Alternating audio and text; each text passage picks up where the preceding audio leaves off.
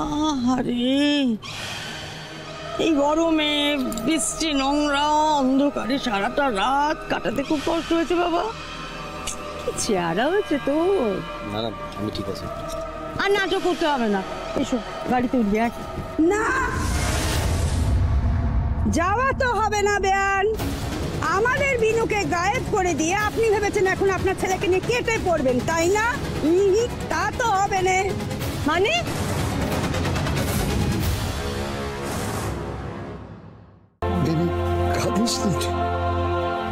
একটা কথা শুনে রাখ, যে কৃষ্ণ বৃন্দাবনে সেই কৃষ্ণই তো মথুরায়। তিনি সব সময় তোর সাথে আছেন। কিন্তু বিনু, তুই এখন কেন এখানে এসেছিস?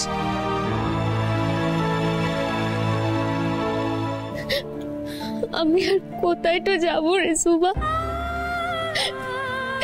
যেই অনিশ্চিত পথের পানে আমি পাটও বাড়াইছি,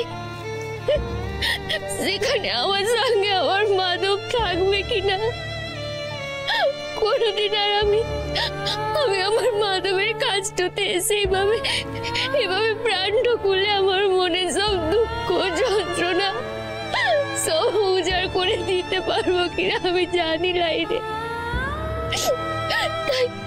তাই আজ আমি শেষবারের মতোই কালাচাঁদ মন্দিরটাতে এলাম। বুঝি রে বিনু, সব বুঝি। যমুনার জল শুকিয়ে গেলেও যেমন যশোদার কান্না থামেনি, তেমন তোকে ছাড়া যে এই মাধবপুরের সকল মানুষের প্রাণটা কাঁদছে রে বিনু। তোকে ছাড়া যে কালাচাঁদ মন্দিরের গানও বড্ড বেসুরো ঠেকবে কানে, বড্ড বেসুরো ঠেকবে। আমি আমার গানটা থামো বলাই রে সুভা, আমার গানটা আমি কিছুতেই থামা বলাই। সে আমি যে গানটাতেই থাকি না কেন, আমি গানটা গাইব।